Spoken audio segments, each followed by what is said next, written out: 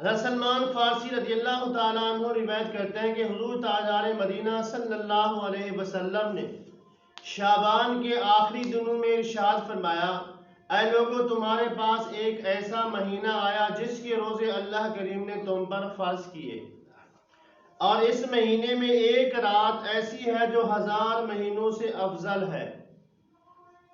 تو اس مہینے میں دن کے روزے رکھو اور رات کو تمہارے لیے نوافل اور سنت تراویح ہے، یعنی جو کوئی نوافل پڑھے گا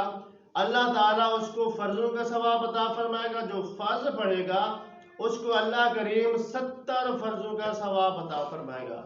فرمایا یہ ماہ صبر ہے، صبر کا مہینہ اور صبر کا ثواب جنت ہے۔ فرمایا یہ ماہ مواسات ہے، بھلائی اور غم خواری کا مہینہ ہے، اس میں مومن کا رزق بڑھا دیا جاتا ہے۔ جو کوئی شخص اس ماہ مقدس میں کسی روزے دار کا روزہ افطار کرائے گا تو اللہ کریم اس کو روزے دار کے برابر ثواب عطا فرمائے گا،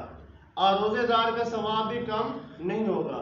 تو صحابہ کرام نے عرض کیا، یا رسول اللہ صلی اللہ علیہ وسلم، ہم میں سے کچھ لوگ ایسے ہیں جو غریب ہیں، اتنی طاقت نہیں ہے کہ کسی مسلمان کا روزہ افطار کرائے۔ تو اللہ عز و جل کے نبی نے فرمایا یہ ثواب اس شخص کو بھی ملے گا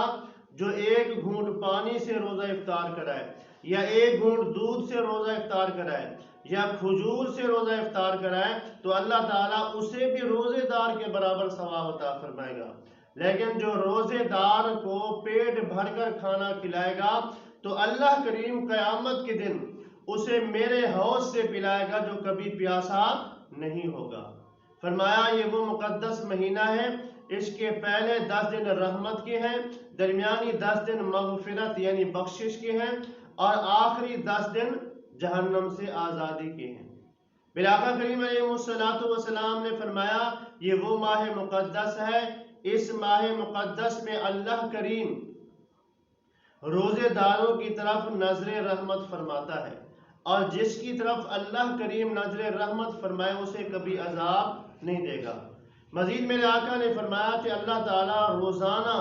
60,000 گناہ گاروں کو جہنم سے آزاد فرماتا ہے۔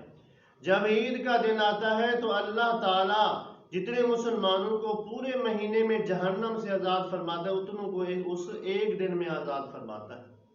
اللہ تعالیٰ کی رحمت اور برکتوں کا